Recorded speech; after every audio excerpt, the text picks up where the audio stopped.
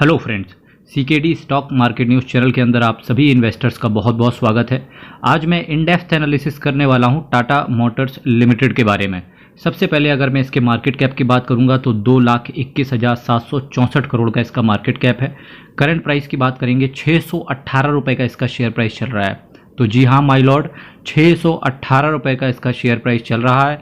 High की बात करेंगे 625 रुपये का लगाया, वहीं लो की बात करेंगे 375 का लगाया। अगर मैं बात करूंगा तो मैं करीब इसको 2020-21 के आसपास से अगर मैं ट्रैक रिकॉर्ड इसका बताऊं तो वही 116 रुपये मैंने इसका शेयर प्राइस देख रखा है। और उसके बाद देख सकते हैं कि 375 से 625, और नो डाउट कि हो सकता है अगले आने वाले समय में ये share price with in 1 year 1,000 रुपये भी क्रॉस करता हुआ देखने को मिले। तो इसकी वजह से फिलहाल 375 से 625 की जर्नी अगर मैं इसकी बताऊं तो चार्ट पैटर्न पे अगर आप देखेंगे तो आप केवल एक चीज़ पा पाएंगे कि बहुत स्लो तरीके से ये आगे चल के मूव करा है। कभी इसने ऐसा नहीं किया कि 20-25% एक ही दिन इन्वेस्टर्स की झोली में रिटर्न डाल दिया हो, फिर 4 दिन फिर घिसवा रहा है, फिर 20-25%, ऐसा इसने नहीं किया। Slow and steady wins the race. इस शेयर ने कुछ इस तरीके से अपने इन्वेस्टर्स को रिटर्न डिलीवर करके दिया है। और काफ़ी सारे इन्वेस्टर जो इस शेयर को लगातार ट्रैक कर रहे होंगे वो तो सिर्फ एक गाना गा रहे होंगे कि सोचता हूं कि वो कितने मासूम थे। मासूम का मतलब है कि 375 पे थे, क्या से क्या हो गए देखते देखते।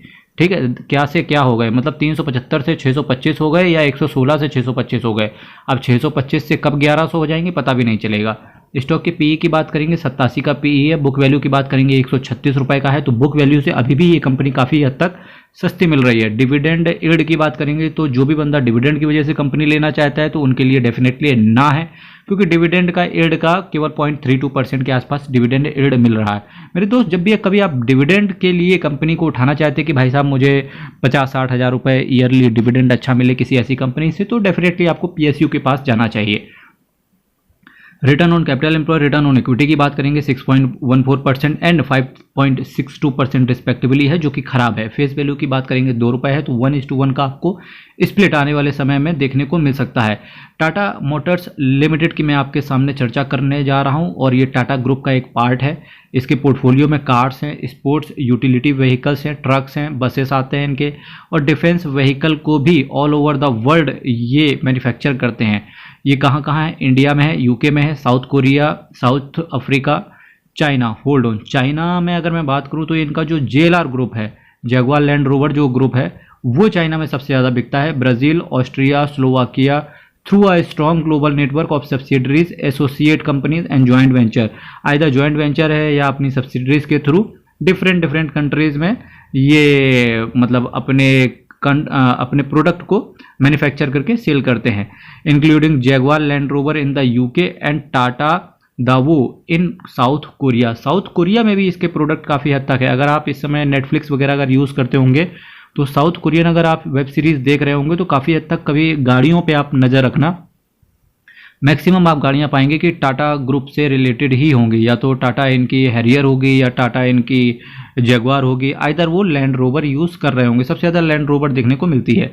मेरे दोस्त, इस चीज़ से आपको क्या शिक्षा मिलती है? इस चीज़ से आपको ये शिक्षा मिलती है कि अगर सड़क पे आपको अगर आप सड़क पे आपको जिस कार की सबसे ज़्यादा कारें दिखें, अगर सड़क पर आपको जिस कार की सबसे ज़्यादा कारें दिखें तो डेफिनेटली आपको वो कार पे इन्वेस्टमेंट करना चाहिए।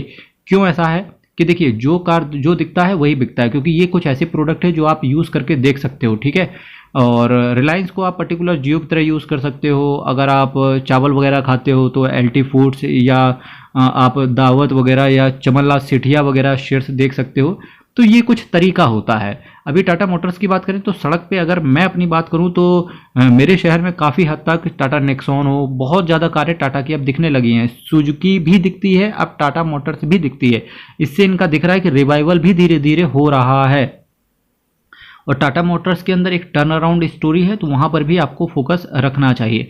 टाटा मोटर्स हो गया, अशोक लेलैंड का पीई 40 का है, टाटा मोटर्स का पीई 87 का है, यानी कि 2 गुना ज़्यादा आपको टाटा मोटर्स मिल रहा है। पर एक चीज़ टाटा मोटर्स में आपको ये भी मानना पड़ेगा कि भाई साहब टाटा मोटर्स अशोक लेलैंड से थोड़ा सा अलग है, क्योंकि जो अशोक लेलैंड है वो हैवी कमर्शियल व्हीकल बनाने के लिए फेमस है और टाटा मोटर्स से कहीं ना कहीं एक इंडिविजुअल के लिए भी तैयार करता है और हैवी व्हीकल्स भी टाटा मोटर्स तैयार करता है, इवन लग्जरी ब्रांड्स के भी ये प्रोडक्ट तैयार करता है। मेरे दोस्त अगर मैं इसकी सेल्स की बात करूं तो सेल्स कंटिन्यूसली इंक्रीज हो रही है, यहाँ पर भी आपको देखनी चाहिए। देखिए अगर आपको सड़कों पे इनकी कारें ज़्यादा दिख रही हैं दैट मीन्स की सेल हो रही है। ठीक, सेल्स की बात करेंगे तो सितंबर 2022 से देख लो 79,000 करोड़, 88,000 करोड़ एंड 1,05,932, ठीक है 932, इतनी तगड़ी सेल आ रही, 1,05,932 करोड़ की सेल है मेरे भाई साहब। सेल जबरदस्त है तो शेयर के प्राइस में भी जबरदस्त दिख रहा है मूवमेंट। मेरे दोस्त इसके साथ साथ अगर मैं खर्चे की बात करूंगा तो 74,000 करोड़ का, फिर 70,000 करोड़ का, और फिर अप्रॉक्सीमेटली अगर मैं बात करूं तो 92,000 करोड़ का खर्चा इन्होंने रिकॉर्ड किया मार्च 2023 के अंदर, जिसमें मटेरियल कॉस्ट इन्होंने कम करते हुए देखने को मिली, साथ ही साथ एम्प्लॉय कॉस्ट पर भी फोकस किया जो कि 1% से इन्होंने कम कर लिया। इसकी वजह से खर्चे इन्होंने कंट्रोल करे तो नेट प्रॉफिट भी कंपनी का बढ़ते हुए देखने को मिला। 3,043 करोड़ का नेट प्रॉफिट था इससे पहले और 5,496 करोड़ का। ईपीएस में भी दमदार है, ईपीएस ऑलमोस्ट डबल हो गया। तो शेयर प्राइस भी देख रहे हैं आप, शेयर प्राइस भी आप देख रहे होंगे कि 8.91 का ईपीएस था, फिर 16.28 का, यानी कि ईपीएस डबल हुआ, तो शेयर प्राइस भी आप देख रहे हैं कि डबल हो चुका है। फंडामेंटल्स का बहुत ज़्यादा इंपैक्ट आता है ईयर ऑन ईयर बेसिस पे। अगर मैं इसके नेट प्रॉफिट की बात करूंगा तो देखिए जहां लास्ट ईयर नेगेटिव में था 11,309 करोड़ का नेट प्रॉफिट, वहीं अब पॉजिटिव में आ गया 2,690 करोड़ का नेट प्रॉफिट। अगर ये मार्च 2024 में अगर इसका जो नेट प्रॉफिट है अगर 10,000 करोड़ के ऊपर गया तो डेफिनेटली इसका शेयर प्राइस यहाँ से भी 1,200 रुपये के आसपास जाते हुए देखने को मिलेगा, तो आपकी नज़र होनी चाहिए। शेयर कैपिटल की बात करेंगे 766 करोड़ का इसका शेयर कैपिटल दिख रहा है। मेरे दोस्त आगे बढ़ने से पहले मैं कहना चाहूँगा मेरे दोस्त, बूंद बूंद से सागर भरता है और बूंद बूंद से यहाँ पर एक एक सब्सक्राइब करके 5,000 सब्सक्राइबर का एक टारगेट चल रहा है। मेरे दोस्त चैनल आप सब्सक्राइब कीजिएगा क्योंकि काफ़ी मोटिवेशन मिलता है इस चीज़ से आपके लिए और अच्छा कंटेंट लाने का। वहीं कंपनी का रिजर्व एंड सरप्लस भी बढ़ते हुए देखने को मिल रहा है। 44,556 करोड़ का रिजर्व एंड सरप्लस करंट में चल रहा है रिजर्व, जो कि अच्छी चीज़ है। कंपनी की अगर मैं बोरोविंग्स की बात करूं तो कंपनी ने बोरोविंग्स भी यहां से कुछ कम करते हुए देखने को मिले हैं, जो कि अच्छी चीज़ है। लॉन्ग टर्म बोरोविंग्स कंपनी की कम हो रही है, 97,759 करोड़ का इसके पहले साल में था। अभी करंट में बात करें तो 88,696 करोड़ की लॉन्ग टर्म बोरोविंग्स रह गई। शॉर्ट टर्म बोरोविंग्स भी कंपनी ने कम करते हुए देखने को मिला है, 41,918 करोड़ जहां थी, वहीं अभी करंट में कंपनी की शॉर्ट टर्म बोरोविंग्स 36,965 करोड़ की दिख रही है। तो दमदार बैलेंस शीट है, दमदार फंडामेंटल्स हैं, कंपनी का टर्न अराउंड कर रही है, कंपनी के मार्केट में प्रोडक्ट के ऊपर भी फोकस कर रही है, जिससे कंपनी का सेल अच्छा हो रहा है। कंपनी के नेट कैश फ्लो की बात करेंगे तो देखिए ऑपरेटिंग एक्टिविटी वो एक्टिविटी होती है, ऊपर दिख रहा है ना आपको ऑपरेटिंग एक्टिविटी, ये देखो, हाँ यही जो ऑपरेटिंग एक्टिविटी दिख रहा है। कंपनी की ऑपरेटिंग एक्टिविटी ऐसा होता है जो कंपनी का जो कोर बिजनेस है वहाँ से कितना प्रॉफिट आता है, तो डेफिनेटली पॉजिटिव है। और इन्वेस्टिंग और फाइनेंसिंग में कंपनी का नेगेटिव है, जो कि एक अच्छी चीज़ है। कंपनी ने कहा इन्वेस्ट कर रही है और कंपनी फाइनेंसिंग पर भी फोकस कर रही है, जिसकी वजह से कैश फ्लो तो नेगेटिव दिख रहा है, पर ओवरऑल अगर कैश फ्लो को पढ़ के देखें तो कैश फ्लो एक अच्छा दिख रहा है। डेटा डेज की बात करेंगे, जहाँ 16 दिन के डेटा डेज थे वहाँ 17 दिन के डेटा डेज हैं। अगर किसी भी कंपनी के डेटा डेज मेरे दोस्त, अगर किसी भी कंपनी के डेटा डेज अगर 45 दिन से कम होते हैं तो वो अच्छा माना जाता है मेरे दोस्त। इसका केवल 17 दिन का है। वहीं प्रोमोटर्स की होल्डिंग्स की बात करेंगे, 46.39% के आसपास प्रोमोटर होल्ड करके चल रहे हैं। एफआईआईज की बात करेंगे तो एफआईआईज ने 2% के आसपास कंपनी का स्टेक इंक्रीज किया है। डीआईआईज की बात करेंगे तो डीआईआईज ने भी कंपनी के अंदर स्टेक को इंक्रीज किया है। वहीं पब्लिक ने जबरदस्ती का स्टेक खाली कर दिया है, 24% लास्ट क्वार्टर में रखते थे, अभी केवल पब्लिक 20% के आसपास ओन करके चल रही है। तो ये जो 20% पब्लिक है तो डेफिनेटली मेरा मानना है ऐसा कि 100-150% रिटर्न में आराम से बैठे होंगे। और जिन्होंने नई होल्डिंग्स बनाई है और अगर वो शॉर्ट टर्म के लिए है तो डेफिनेटली स्टॉप लॉस लगा के चलें, अगर लॉन्ग टर्म के लिए है तो डेफिनेटली कंपनी अच्छा कर रही है, आने वाले समय में और अच्छा कंपनी करेगी।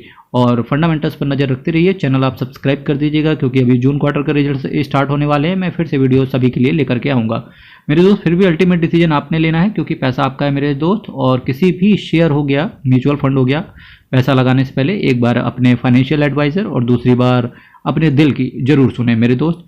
कल फिर आपके साथ मिलेंगे सेम टाइम सेम चैनल, तब तक के लिए आप हमें विदा दीजिए यहाँ से। बहुत बहुत धन्यवाद।